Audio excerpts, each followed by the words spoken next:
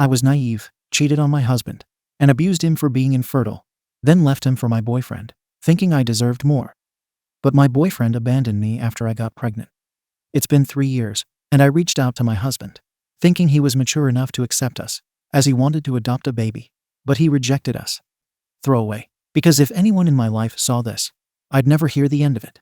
I know I'll probably get torn apart here, but I honestly don't even care anymore. I'm at a point where I just need to vent and maybe get some kind of clarity, even if it comes in the form of people calling me a selfish piece of SHT, which, yeah, I probably deserve. But here it is. I 34F was married to my ex-husband Eric 35M for 6 years and together for 9. We were high school sweethearts. Literally everyone around us thought we were that couple. The ones who were going to make it. And for a while, that felt true. We had good chemistry, similar goals, and the same lame sense of humor. He adored me, and I felt safe with him in a way I hadn't experienced before. From the moment we got married, we talked about kids. It wasn't a debate or a maybe someday situation. We both wanted a family. We started trying in our late 20s, thinking we had time, thinking it would be easy. It wasn't. After over a year of nothing happening, we finally did the tests, and I found out Eric was the one with fertility issues. I was crushed. But more than that, I was furious at life. Like, why us? Why him? Why this? I know it wasn't his fault, but I still felt cheated. I tried to be supportive, and I think I was for a while. But I'll be real with you. I started to feel like my entire identity was unraveling. Watching everyone around me get pregnant was like a constant slap in the face. And Eric, he was just steady. Too steady. He processed it by diving into solutions like IVF, adoption, and financial planning. Meanwhile, I was spiraling. There was a stretch of about 6 months where I barely recognized myself. I was crying all the time, snapping at Eric over stupid SHT, and isolating myself from people. Honestly, I felt like I was grieving something that hadn't even existed yet. And it sucked, because Eric was still doing everything right. He cooked, cleaned, worked full-time, and made me breakfast every morning like clockwork, and it just made me hate myself more for being so angry all the time. We eventually decided to save up for IVF. That became the new thing we were working towards. 2 years of grinding it out financially. No vacations, no new clothes, barely eating out. Eric took on extra freelance stuff. I cut back on every non-essential. It was exhausting, but I thought, okay, maybe this is our path forward. But somewhere in that time, something shifted in me. It wasn't just about the baby anymore. I started looking at Eric and wondering if this was all my life was ever going to be. Everything about us had become routine, predictable. I knew what every day would look like before it happened. He was so good, and I was so numb. I started resenting how calm he was about everything. And then I met Derek. I didn't plan it. I'm not going to pretend like I went looking to blow up my marriage. I met him at a mutual friend's birthday thing. He was charismatic, bold, and flirty. We exchanged numbers, just to network, because he worked in marketing, and I was doing freelance stuff at the time. But it didn't stay professional for long. At first it was just texting. Then coffee. Then long conversations where I told him all the things I wasn't saying to Eric. How stuck I felt. How tired. How invisible. And he listened. He complimented me. He made me feel attractive and exciting again. It's hard to explain, but Derek made me feel like me. Not a wife. Not a patient. Not a fertility case. Just a woman. We slept together for the first time, maybe a month after we met. I told myself it was a one-time thing, that I'd stop. But I didn't. I didn't even want to. And yeah, I knew it was wrong. Every time I came home and saw Eric, a piece of me felt like absolute garbage. But another piece was just done. I didn't want IVF anymore. I didn't want spreadsheets and hormone shots and obsessing over my cycle. I wanted out. I just didn't know how to say it without destroying him. So I started dropping hints. Told him I was getting cold feet about IVF. That I wasn't sure I could bond with a child that wasn't biologically mine. He was heartbroken, but he took it in stride, said he understood, that we could look into other options, whatever I needed. That man was always ready to bend himself in half to keep me happy, even when I didn't deserve it. And I kept lying. Until I couldn't anymore.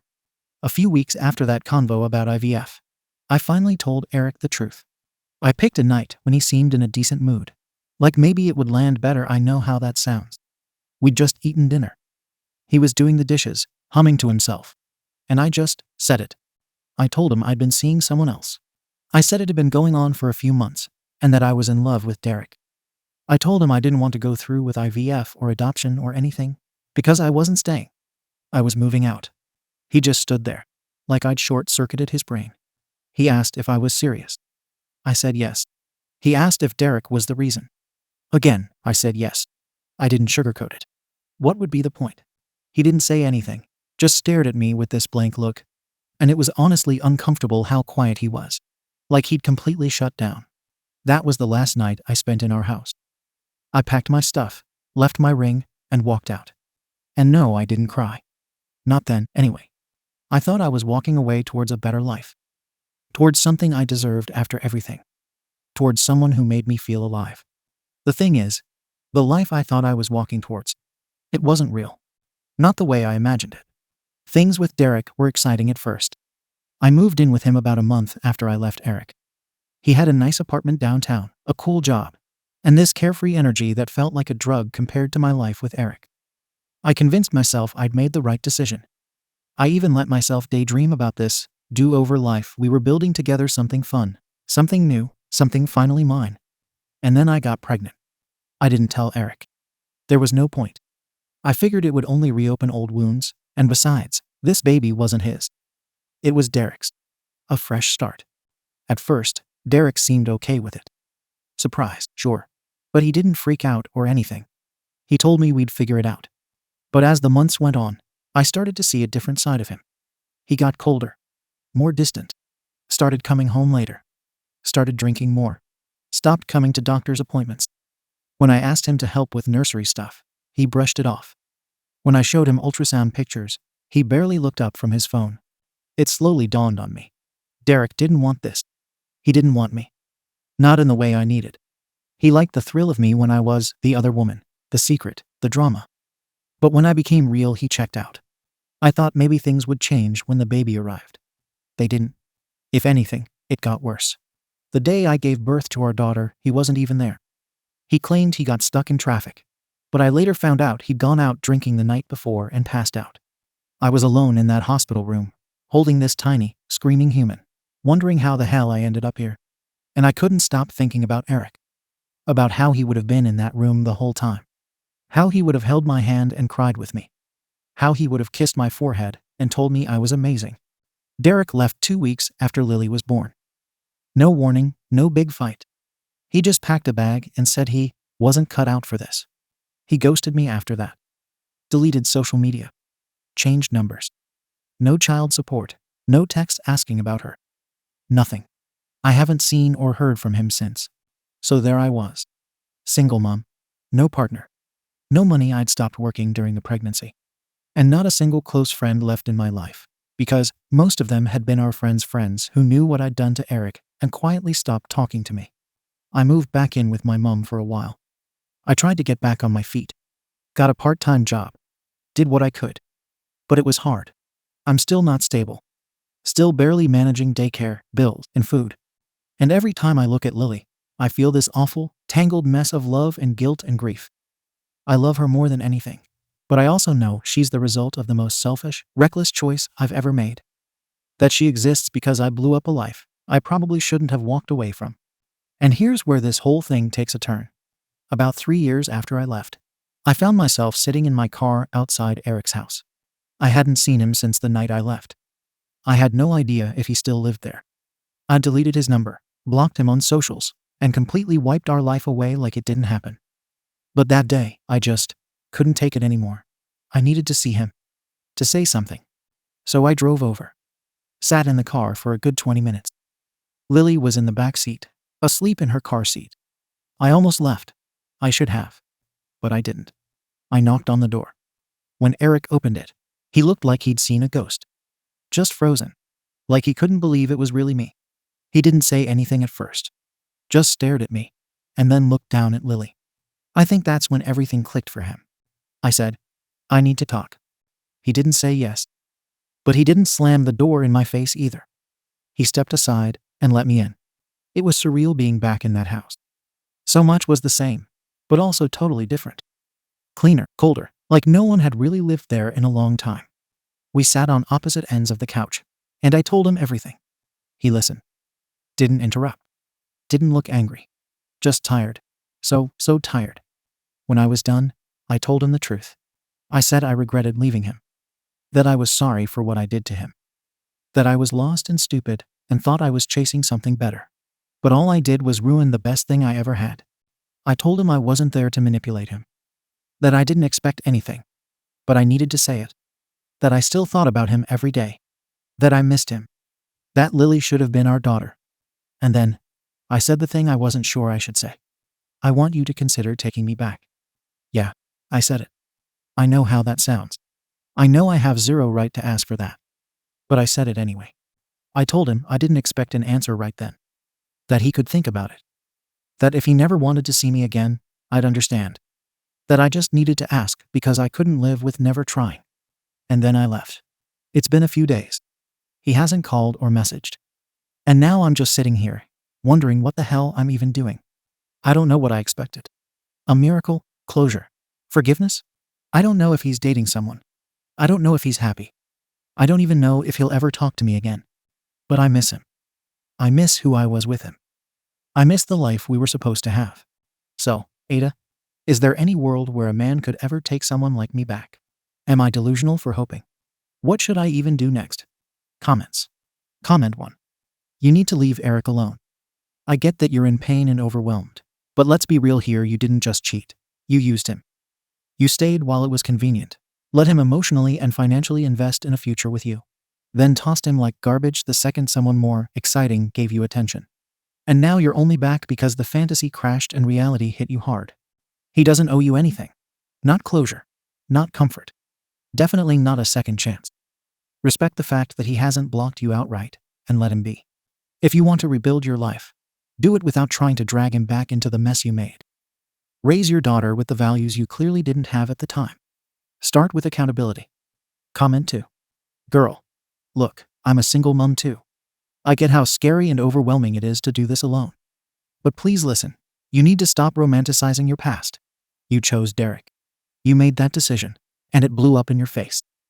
That doesn't mean you get to run back to your ex and expect him to clean up your mess. The best thing you can do now for your daughter and yourself is pursue child support through the courts. Sue Derek. Hold him accountable.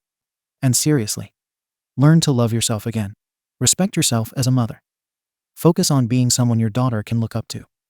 Don't teach her that when life gets hard, we go crawling back to the people we hurt. Comment 3.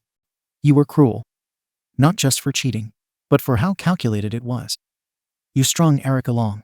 Let him save for IVF. Let him keep loving you. And when you found someone shiny and new, you ditched him. And now, because the new guy flaked, you want to press undo. Nah, that's not how life works. He rebuilt from scratch while you disappeared. And you think you get to insert yourself back in like nothing happened. No. Let him be. Raise your kid. Don't make your daughter's story about your regrets. Update. Wow. I expected to get dragged, but some of these comments were brutal. I knew what I did to Eric was awful. I've sat with that guilt for years. I'm not here to play the victim. But I also want to clarify a few things, because a lot of people are painting me as this cold, calculating monster who just used Eric and bailed. That's not how it happened. And it's not who I am. Yes, I cheated. Yes, I left him. Yes, I thought Derek was the better choice, and I was wrong. I fully admit to making the worst mistake of my life.